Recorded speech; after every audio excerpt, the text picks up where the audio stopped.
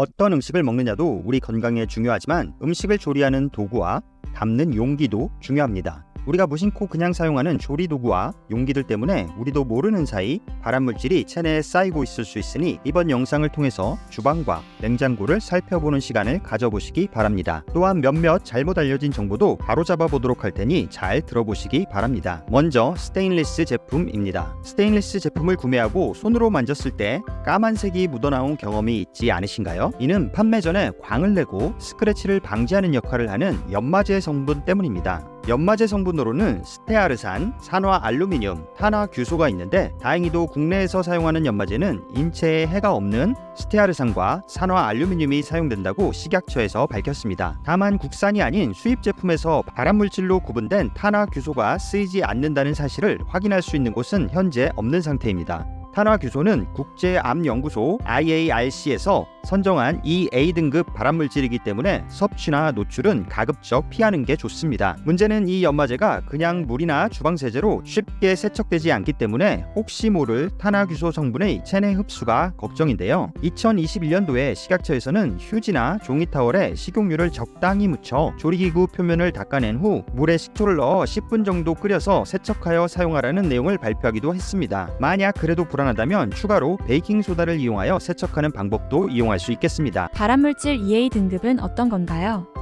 국제암연구소 IARC에서는 발암물질을 4개의 그룹으로 나누고 있습니다. 1, 2A, 2B, 3으로 나누는데요. 1구는 발암물질이 확실한 집단, 2A구는 80에서 90%의 가능성으로 암을 유발하는 집단, 2B구는 50% 미만, 3구는 암 유발을 하지 않는 그룹입니다. 따라서 스테인리스 연마제로 쓰이는 탄화규소는 암 유발이 유력한 그룹에 속하는 것입니다. 하지만 한 가지 짚고 넘어가야 할 점이 있습니다. 많은 분들이 즐겨 마시는 술을 비롯하여 식탁에서 빠지지 않는 햄과 소시지 같은 가공육은 어떤 집단에 속할까요? 바로 암을 유발하는 것이 확실한 1군에 속합니다. 소고기, 돼지고기 같은 붉은 고기는 탄화규소와 동일한 2A군으로 분류됩니다. 그럼에도 우리는 거리낌 없이 잘 먹고 있는 것인데요. 이것을 보면 스테인리스 연마제를 그동안 모르고 먹었을 수 있다고 해서 너무 걱정할 필요는 없습니다. 알았으니 이제부터 조심하면 되겠습니다. 두 번째는 플라스틱 용기입니다. 플라스틱 용기의 경우 가장 중요한 게 전자레인지에 돌릴 수 있느냐입니다. 분리배출 마크를 통해서 쉽게 구분할 수 있는데요. 이 중 반찬통으로 적합한 것은 1, 2, 4, 5번입니다. 다시 전자레인지에 돌릴 수 있는 플라스틱은 2번 HDPE라고 적힌 고밀도 폴리에틸렌과 5번 PP라고 적힌 폴리프로펠린으로 구별되니 반찬통이라고 모두 전자레인지에 돌렸다면 오늘부터는 꼭 확인을 해보시기 바랍니다. 가능하면 반찬통은 모두 2번과 5번으로 표기된 것으로 바꾸는 것도 좋은 방법입니다. 또한 배달음식 용기도 대부분은 전자레인지에 돌려도 되는 안전한 용기에 배달이 되지만 혹시 모르니 2번과 5번이 표기되어 있는지 꼭 확인하는 습관을 들이시기 바랍니다. HDPE나 PP라고 적힌 플라스틱이 아닌데 전자레인지에 돌리면 어떻게 되는 건가요? HDPE, PP라고 할지라도 전자레인지에 음식을 데우는 것 외에 조리용으로 사용하는 것은 추천하지 않습니다. 전자레인지 조리 시에는 유리용기를 사용하는 것이 안전한데요. 식품을 담을 수 있는 1, 2, 4, 5번이 표기된 플라스틱은 비교적 안전하다지만 그 외의 플라스틱의 경우 고온에 노출되면 비스페놀 A와 프탈레이트 같은 환경 호르몬이 검출될 수 있기 때문인데요. 비스페놀 A는 우리가 물건을 사고 받는 영수증에도 많아서 성조숙증이나 성기능 장애를 일으킬 수 있다는 논란이 되는 환경 호르몬이고 프탈레이트는 뇌 발달 저해, 뇌 분비계 질환 유발 등 논란이 많은 물질입니다. 프탈레이트의 경우 안전하다는 얘기도 있지만 논란이 끊이지 않는 만큼 안심할 수는 없다고 생각합니다. 세 번째는 코팅 프라이팬입니다. 조리 시 눌러붙지 않는 특징 때문에 코팅 프라이팬을 다들 사용하실 텐데요. 오래 사용하다 보면 코팅이 벗겨지기 마련입니다. 식약처 발표에 따르면 코팅 프라이팬은 최초 용출 시에만 중금속이 미량 검출되고 사용하다가 코팅이 벗겨져 바닥이 보이게 되면 알루미늄 용출량이 증가한다고 합니다. 따라서 프라이팬을 처음 사용 시에는 물과 식초를 1:1로 섞은 식초물을 넣어 10분 정도 끓인 후 깨끗이 세척하고 세척한 팬을 달궈준 후 식용유를 얇게 바르면서 가열하는 과정을 3에서 4회 반복하여 길들여주면 프라이팬을 오래 사용할 수 있고 금속 성분의 용출도 줄일 수 있다고 합니다. 코팅 프라이팬에 있다는 PFOA에 대해 말이 많던데 진실은 무엇인가요?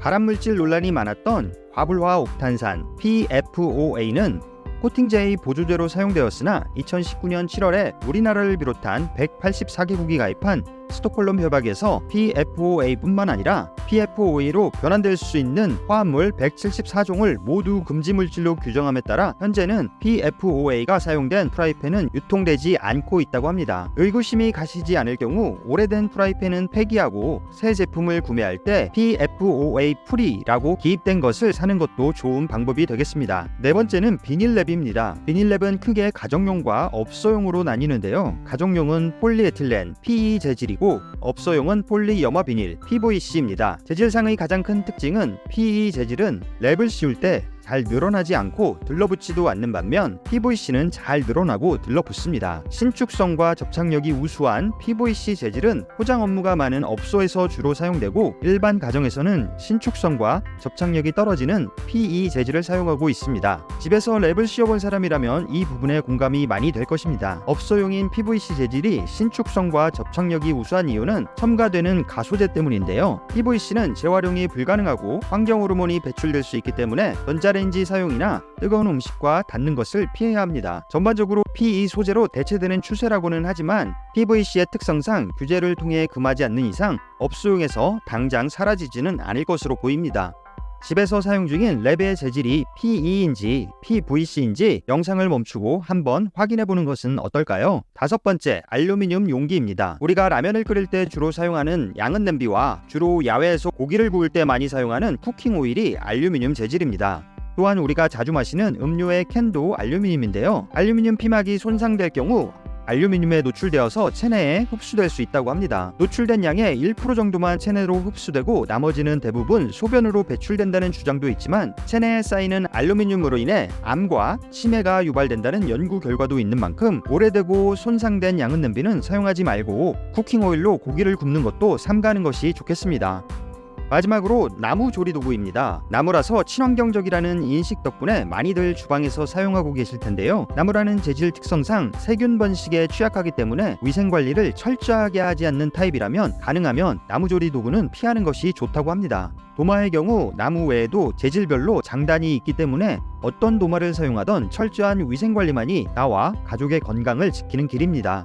이번 영상에서는 주방용품을 사용함에 있어서 꼭 알아둬야 할 중요한 사항들에 대해서 함께 알아보았습니다. 한번 듣고는 모두 나의 지식으로 소화할 수 없는 내용도 포함되어 있는 만큼 다시 들을 필요가 있는 부분은 한 번씩 다시 플레이를 해보면서 건강한 주방 환경을 만들어 보시기 바랍니다. 영상 시청해주셔서 감사합니다.